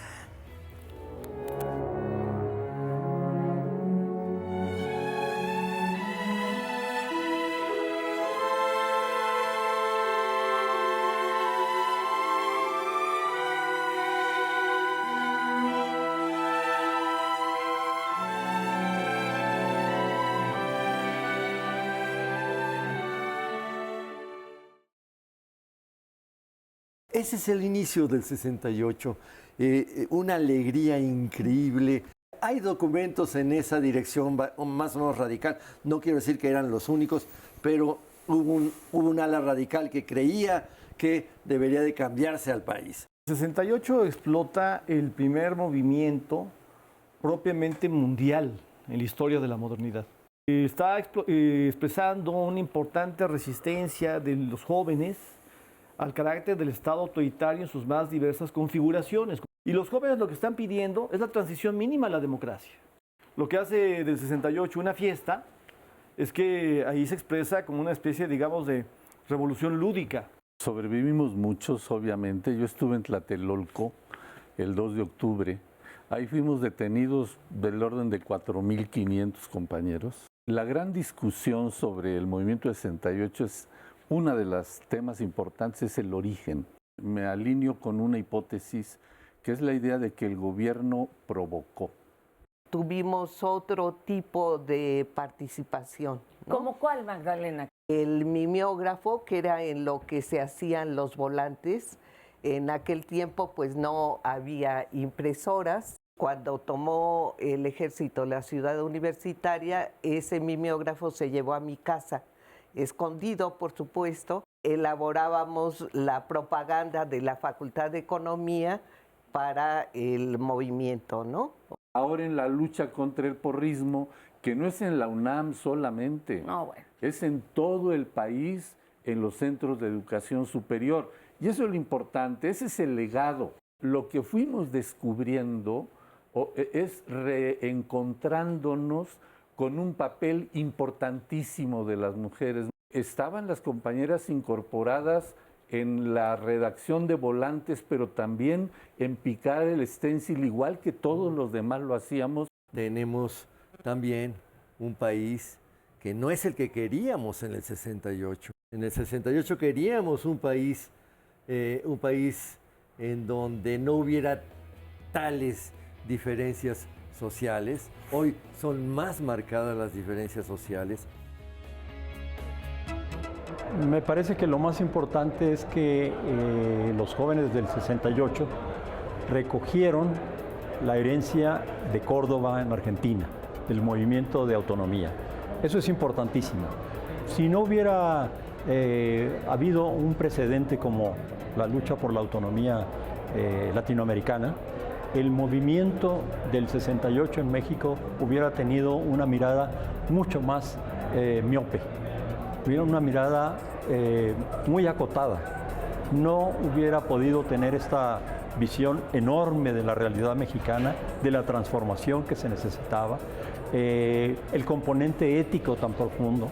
Cuando los jóvenes de Córdoba en Argentina decían que los dolores que tenemos son las libertades que nos faltan, estaban haciendo un planteamiento ético fabuloso, que los jóvenes del 68, muchas veces sin conocerlo, lo recogieron en el sentido de que se conectaron en términos de sensibilidad y emoción con ese mensaje ético.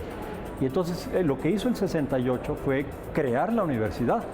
porque la universidad era muy pequeña, darle una visión mucho más amplia, nacional, internacional, y hacer lo que es la Universidad Mexicana, esta tradición de autonomía, de lucha social, de preocupación por los demás, que no está en el modelo norteamericano, y sí está en el modelo de Córdoba y está en el modelo del 68. Esa es la enorme contribución. Además, aumentó la matrícula enormemente, la ciencia despegó en México, carreras innumerables que se crearon, pero la contribución ética me parece a mí que es lo fundamental. Qué impactante, ¿verdad? Todo esto que pasa desapercibido ante nuestros ojos y que floreció. Telesforo, perdón, te interrumpí.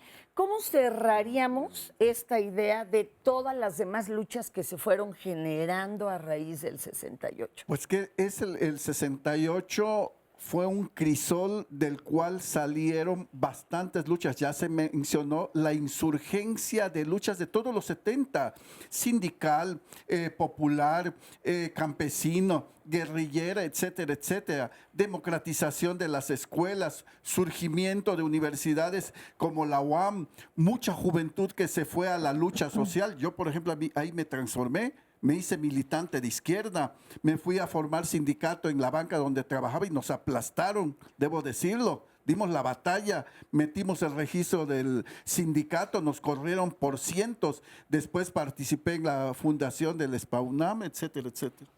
¿Ha valido la pena? Ah, claro que sí. Es que ahí está el detalle. Claro que sí. ¿Valió la pena? Lo volvería. Yo soy otra persona. Ahí está. Oigan, y hay que contar que ahorita que decían duelo no resuelto, pues es que miren, dicen los especialistas, cuando no hay cuerpo y no hay justicia, no se puede resolver un duelo. Y ahorita aquí decía con mi queridísima amiga Ana, pues eso, ¿no?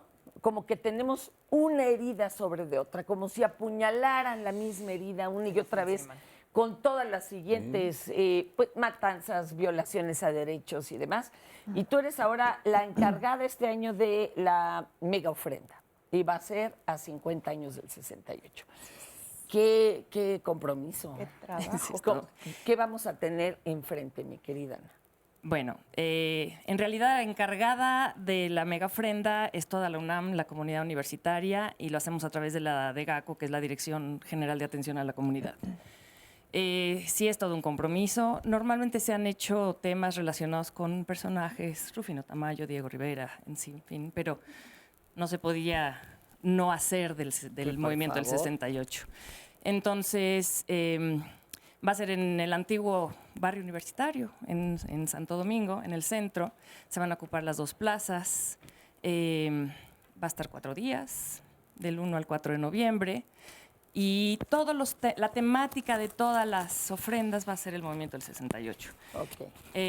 Para quien nunca ha asistido a una mega ofrenda, platícale un poco de qué se trata, cómo accesa uno, todo esto.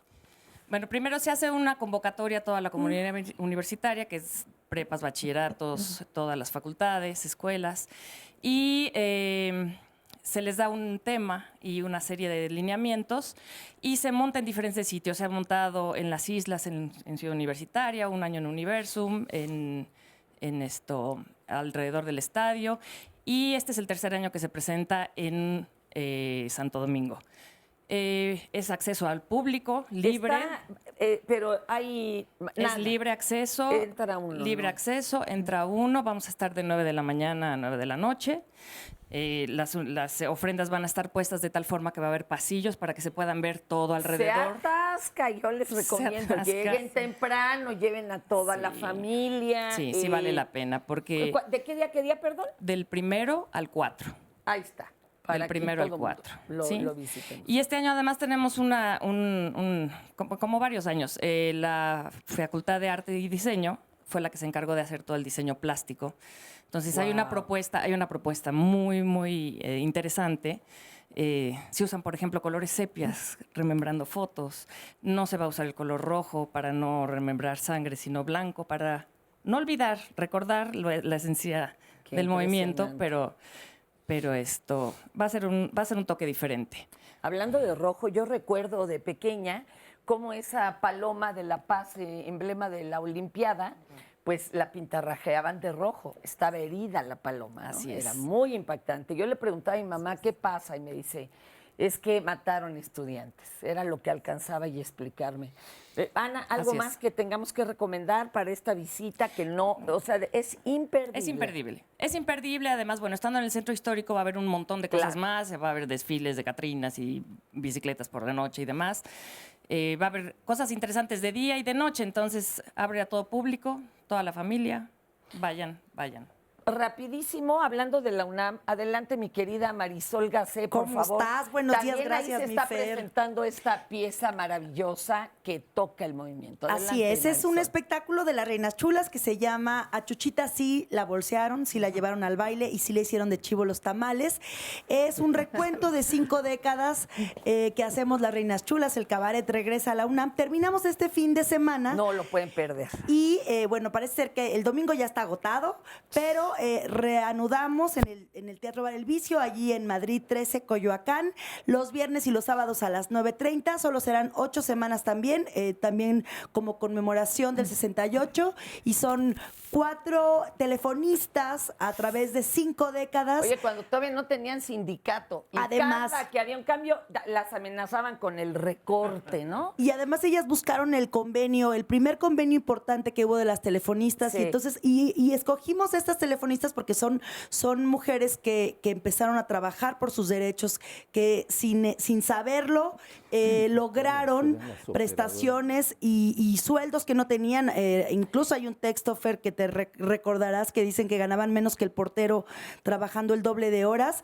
Entonces, bueno, es un recuento de la historia desde el 68 al 2018. Y de todas las luchas sociales, porque ellas se van enterando en cuanto telefonistas y les preguntaban dónde está mi hijo, no podían contestar, no sabían qué decir, y de muchas otras cosas que han pasado por décadas. Así es, Qué tuvimos la bonito fortuna de entrevistar a 2 telefonistas que nos contaron, y ellas estuvieron en el 68, y bueno, nos contaron unas maravillas que pudimos nosotras ilustrar en esta puesta en escena con sus historias. Incluso fueron al estreno y nos decían que era el único homenaje que les habían hecho en vida, qué hermoso. y que se sentían muy felices. Así que ya este sábado y domingo en el Teatro Juan Ruiz de Alarcón de la Universidad, y a partir del 5 de octubre en el Teatro Bar El Vicio, los viernes y sábados a las 9:30. Ahí los esperamos. Perfecto, Gracias, Fer. Marisol, y un abrazo a mis reinas chulas.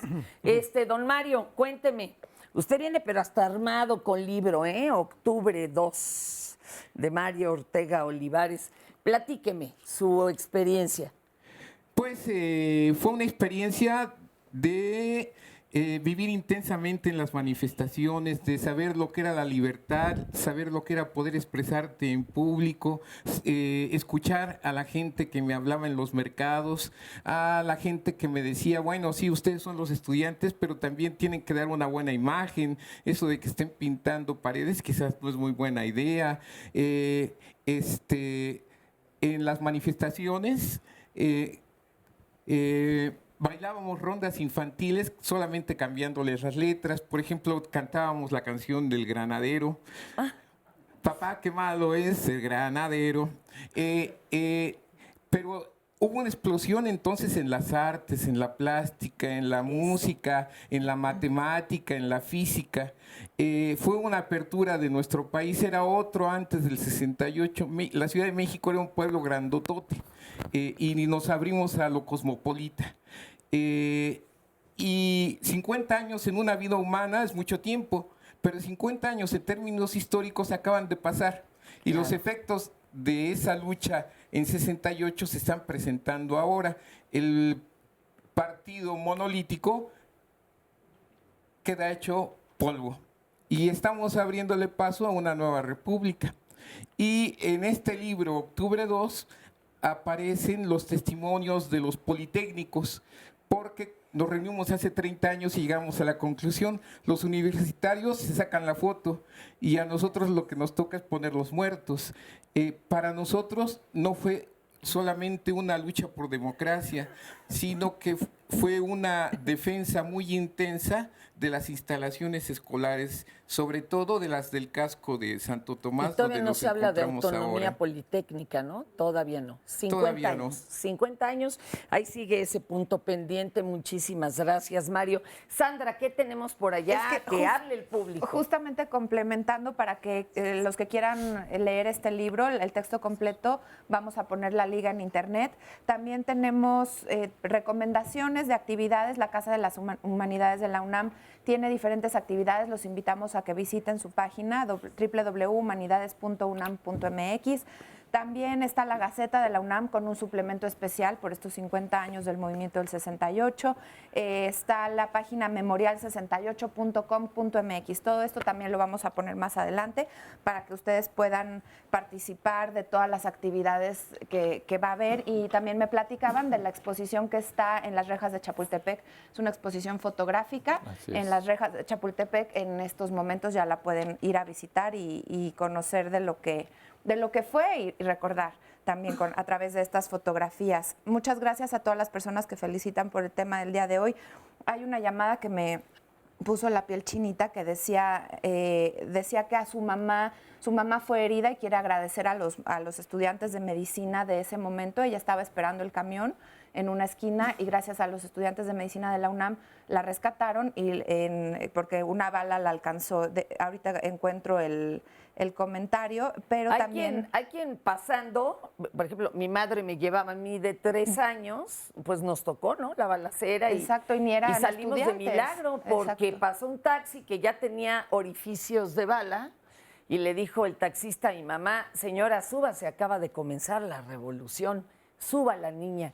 Y cuando nos entrega cercano a la casa, no le quiso ni cobrar a mi mamá. Estaba muy asustado el señor, ¿no? Sí, o sea, era también lo que estaban los de alrededor los de a que pie, como apoyaban dices, de otra Fer, forma. exactamente.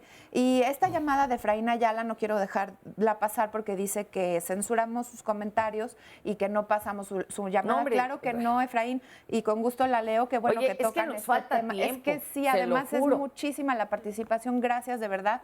Dice qué bueno que tocan ese tema. Siempre han estado en el subterráneo de nuestro país. Deberían de hablar de los movimientos de 71 y 76. Claro. Y el movimiento de 68 es el grito de libertad y democracia de muchos jóvenes. Sí, que fueron los que siguen, ¿no? A ver, por favor, Betsabe, adelante. Para empezar, primero me presento, soy Betsabe Montes de la Facultad de Artes y Diseño. Nosotros estamos participando en una serie de actividades en torno a todo este movimiento estudiantil y a la conmemoración. Ahorita que hablaban como de que recibieron esta llamada, ¿no? Donde decían, ¿para qué retomar el 68, no? Y que tú leías esto del memorial de Tlatelolco, recordé la última frase que dice, recordemos hasta que la justicia se siente entre nosotros, ¿no? 1968. Entonces, yo creo que, pues, para empezar, los artistas, ¿no? Todas estas manifestaciones se basan en necesidades básicas, ¿no? Que es como la creación, ¿no? La libertad de expresión. Y bueno, pues nosotros vamos a estar realizando una serie de dibujos. Ahorita nos platicas dónde los vamos a ver, porque nos ayudan a no olvidar. Ahorita vamos.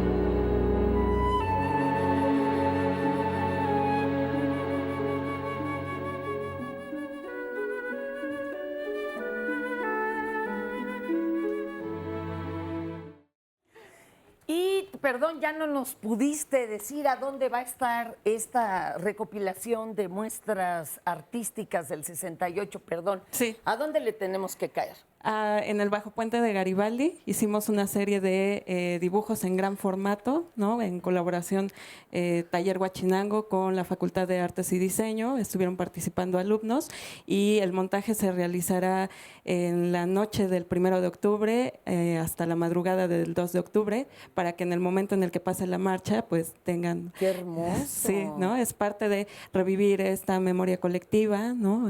Bajo Puente de Garibaldi. El Bajo Puente de Garibaldi y Eje Central. Exacto. De la madrugada del 1 hasta de la noche del 1 de octubre a la madrugada. a la madrugada. Ahí Para vamos a estar que la montando. pasemos a ver. Claro. ¿Cuánto tiempo va a durar para los que vayan en retaguardia y demás que se pueda ver? Lo que el material nos permita. Dicen también que hay un camión de basura que va como quitando ciertas cosas de la marcha, ¿no? Entonces tememos un poco que lo quiten. Pues esperemos que no. Esperemos que no. Híjole, qué barbaridad. Oigan, y otra cita la tenemos el domingo en la Plaza de Tlatelolco a las 8 de la noche.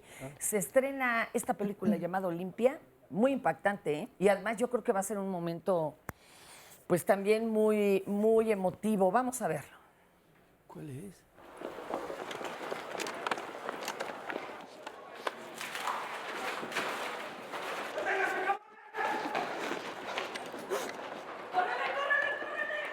Bueno, la película se llama Olimpia y trata del movimiento estudiantil de 1968. Y la película habla desde el punto de vista de ciertos jóvenes y estudiantes basados en historias reales, en cómo fue el involucramiento de ellos en el movimiento. ¡Acción!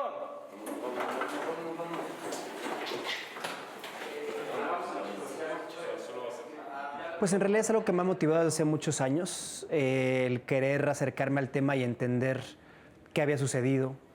Y después de pensarlo mucho y desarrollar varias ideas, me di cuenta que lo quería abordar precisamente desde la óptica desde que un joven, un estudiante, ¿por qué quiere involucrarse en un movimiento? ¿Por qué quiere ser escuchado? ¿Qué está pasando en su país que lo motiva a hacer esto? Y básicamente eso fue lo que me motivó y creo que es importante en hechos importantes en la historia de nuestro país y del mundo que cada tanto lo revisemos y vayamos hablando del tema desde nuevas ópticas y desde nuevas perspectivas. Entonces, realmente lo que yo quise hacer fue un trabajo que dejara de lado la búsqueda de culpables, motivos ocultos y resolver secretos por un acercamiento tal vez más humano, más directo, más inocente quizá, también habría que decirlo, de cómo te acercas a un movimiento social en un momento que estás viviendo. Eso llevó a querer tener testimonios de muchas personas, buscarlo en materiales escritos, fotográficos, fílmicos y tomar un poco, apropiarme de esas historias y reestructurarlas para llevarlas hacia la ficción, pero que estuvieran ahí presentes y tuvieran esa dosis de verdad. Utilizar el grito, material del grito para integrarlo en la película, material acervo de la UNAM fotográfico, incluso literario. Hay una mezcla de materiales en la película que los rescata, que los revalora y que también integra con una nueva técnica y que tuvieran después de 50 años una nueva manera de salir a la luz por medio de una pieza cinematográfica. Bueno, fui estudiante, soy egresado del CUEC, ahí estudié cine, que el CUEC además se funda unos 5 años antes de que sea el movimiento estudiantil. Era una escuela muy joven, todavía no constituida del todo, conformándose, creándose por una serie de maestros y jóvenes entusiastas del cine. Entonces realmente el CUEC en el 68 ve prácticamente su conformación, ¿no? Su consolidación como un lugar importante, sólido. Y varios de los maestros que en ese momento eran estudiantes que filmaron El Grito, la película más importante del movimiento, son gente que me dio clases. Varios de ellos ya pasaban a mejor vida, como se dice, pero nos dejaron a algunas generaciones del CUEC mucho de la ideología y de las historias que nos contaban de lo que vivieron. Y muchas de esas historias están en Olimpia. Algunas de esas historias inspiran esta película. Algunas leyendas inspiran escenas de esta película. Y para mí también una manera como de hacer un homenaje, obviamente, a todo este tipo de maestros a los que me enseñaron mucho, a los que quise mucho, y es un homenaje respetuoso a ellos. Definitivamente la UNAM, cuando conoció el proyecto, yo les conté que estaba realizándolo, se interesaron, y gracias a la UNAM, a la Filmoteca de la UNAM, a TV UNAM y a Cultura UNAM, es que esta película cobró otra dimensión y se pudo integrar dentro de las actividades culturales por el 50 aniversario y que viera la luz su realización. Y el estreno es el domingo, allí en la Plaza de Tlatelolco. Ya que estamos hablando de Tlatelolco, el Centro Cultural Universitario Tlatelolco. Jimena, ¿qué hay preparado? Bueno, pues tenemos ahorita ya en puerta la inauguración del nuevo museo. Desde hace 10 años ahí en Tlatelolco está el Memorial del 68, que es un museo dedicado a los jóvenes para que todos los jóvenes puedan ir y conocer los acontecimientos.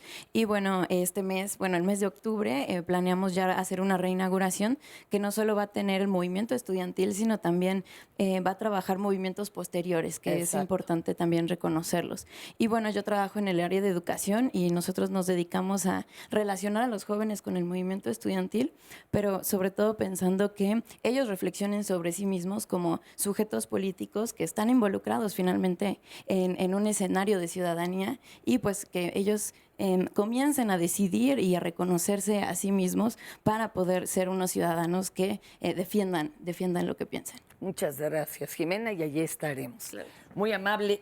A ver, por favor, Guadalupe.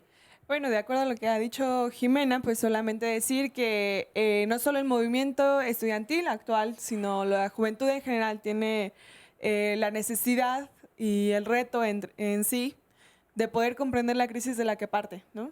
No por nada en México se ha catalogado por informes de la propia OCDE que los jóvenes dedican más tiempo a trabajar que a estudiar.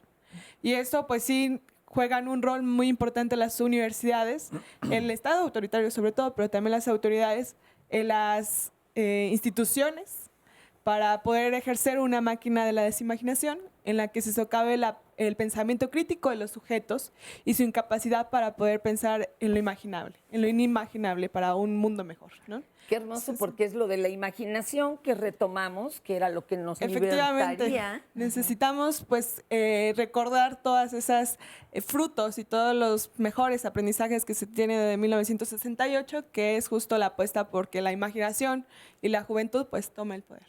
Qué hermoso, muchas gracias. Compañero, también a ti, Arturo, ¿verdad? Sí. Adelante. Bueno, yo vengo de representación de los compañeros de comunicación de la FES Acatlán. El proyecto 6818 se basa en 3 cosas prácticamente. Una perspectiva del futuro, es decir, en nuestros mensajes comunicativos, pueden ser podcasts, videos, fotografías. Vamos a revelar los futuros probables a los que se va a enfrentar el movimiento estudiantil del futuro, ¿no? El otro punto es conmemorar el 68, pero a partir del 18, o sea, diciendo quiénes somos nosotros, creando símbolos de nosotros, ¿no? Tenemos grabado en la mente el 68, ¿no? De las Olimpiadas. Nosotros queremos crear un 18, ¿no? Tenemos las consignas del 68, nosotros tenemos las consignas del Goya, sin porros, ¿no? O el conteo de los 43 de Ayotzinapa. Y bueno, los pueden seguir en las redes sociales, es en Instagram, Acatlán 6818, en Facebook 6818 y en Twitter 68-18MX. Gracias, muchas gracias. Y allá con nuestros compañeros. Adelante, sí.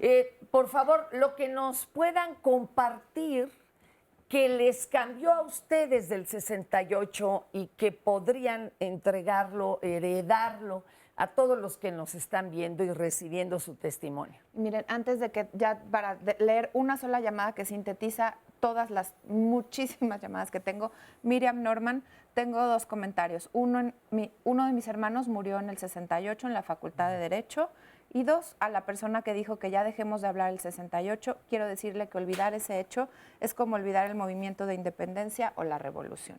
Partiendo de este comentario, si quieren complementar cada uno lo que preguntaba Fer. Adelante, Malena. Adelante, Luis. Bueno, yo quiero decir 2 cosas rápidamente. Una, que efectivamente el movimiento estudiantil fue estudiantil porque estaba conformado fundamentalmente por estudiantes, pero ninguna de las demandas era de carácter estudiantil, todas eran políticas y en particular contra la represión y contra el orden autoritario del Estado mexicano. Y esa es su mayor importancia, o sea que descubrió el carácter del Estado mexicano y eso significó un cambio fundamental.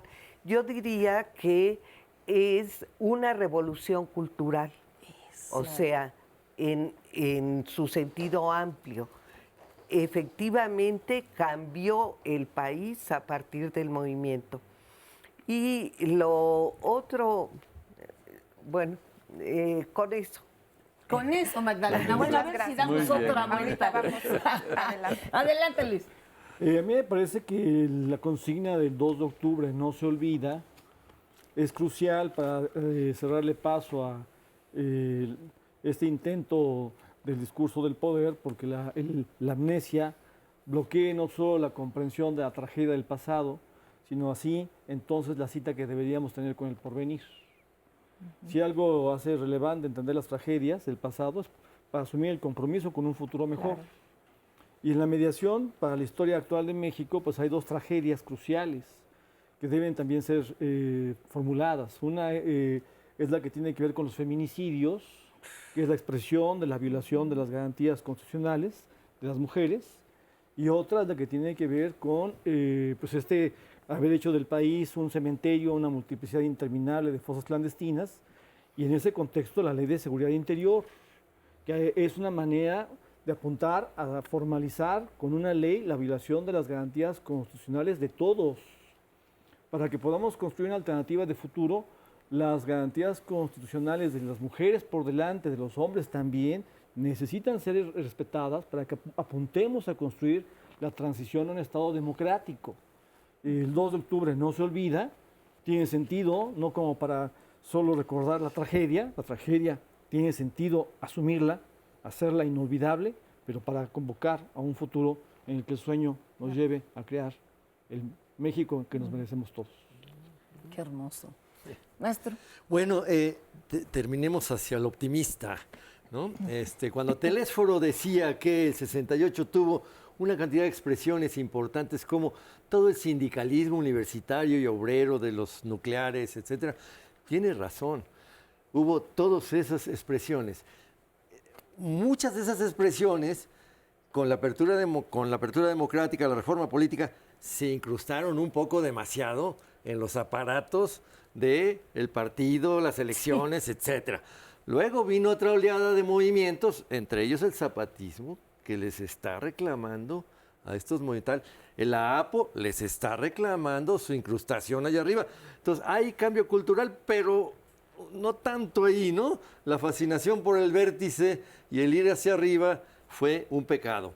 Ahora, la pregunta es, como dice Pablo Gómez, que es el campeón de la democracia representativa, nos dice, vamos a una democracia participativa. Muy bien, qué bueno que lo dices, vamos a hacerlo. Es que esta cuarta transformación va a ser una transformación volteando hacia lo social, o va a ser una continuación de nuestra fascinación por el vértice. Hijo, qué pregunta más fuerte, y después de acontecimientos como el de ayer, ¿verdad? Claro. La sentencia Duarte, que sí, exactamente, nos daría vergüenza nacional, entre otras. Adelante, maestro. Fíjate que, muchas gracias. Yo quiero comentar que así como es muy importante el origen, nosotros tenemos que poder caracterizar rápidamente de la mejor manera posible el movimiento de 68. Se ha estado acá diciendo, 68, lo hemos dicho, inicia como una reacción ante el autoritarismo y la violencia del régimen. Poco a poco se transforma en una lucha democrática que llega a ser una lucha de un alto contenido revolucionario en la medida en que promueve principios democráticos y cuestiona un régimen autoritario ya anquilosado. El régimen fue incapaz de atender políticamente a un movimiento juvenil político pacífico que fue estableciendo elementos fundamentales para la crítica del sistema y de la vida política nacional. Y termina aplastándolo militarmente en Tlatelolco, el ejército, el gobierno al movimiento, y al aplastarlo militarmente, el régimen construye su derrota. Esa es una derrota política y moral para el régimen, y de ahí comienza. Y a partir de allí, el movimiento todavía tiene que enfrentar la violencia de 71 Sí. y la violencia de la Guerra Fría y un largo periodo, pero de nueva cuenta, en medio de estas contradicciones que se desarrolló el movimiento entre julio y diciembre de 68, que fue eso, a lo largo de los años fue construyéndose una victoria política del movimiento estudiantil. Por eso a 50 años estamos aquí, porque fue capaz de construir una victoria moral, una victoria ética y al final una victoria cultural, que eso hace que las demandas de 68 sigan vigentes y que hoy ese es nuestro gran legado, pero es nuestro gran pendiente. Ese es el reto. Y tenemos que pensar que hoy la demanda de democracia está lleno de una lista enorme de subíndices y hoy tienen que ver con muchas cosas, un nuevo modelo de educación, de salud, de una cantidad enorme de cuestiones, pero ese es el reto. Y fíjense, cerramos con una parte de lo escrito por Jaime Sabines. Dice, Tlatelolco será mencionado en los años que vienen, como hoy hablamos de Río Blanco y Cananea. Pero esto fue peor. Habría que lavar no solo el piso, sino la memoria. Habría que quitarles los ojos a los que vimos. Asesinar también a los deudos, que nadie llore, que no haya más testigos. Pero la sangre echa raíces y crece como un árbol en el tiempo. Y aquí estamos viendo. En 10 segundos, Creo que 5 ya. ya. No escuchas, ya. ¿Ya? ¿Se cortó? Bueno, ya se acabó. Ya nos vamos, gracias.